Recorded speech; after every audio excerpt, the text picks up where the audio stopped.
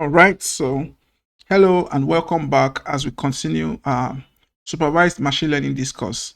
So don't forget we are using the diabetes data, and we explained what the data stands for. We have 10 features.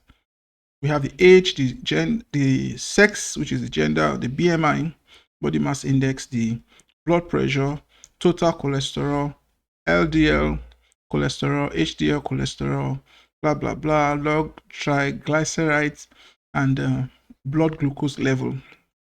While the target is to predict diabetic disease, blah blah blah. All right, so let's see how that goes. We have done some EDA, and we would want to split the data into training and testing sets. Now, like we said, while defining machine learning involves training a model, training an algorithm or a system, and then testing it and making it to predictions. All right.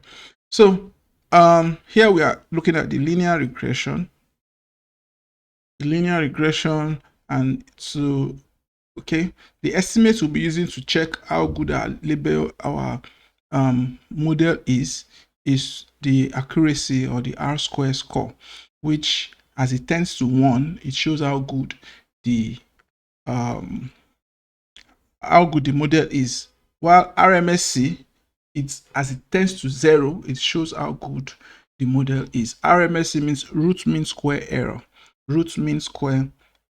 All right, I can quickly type that. RMSE, root mean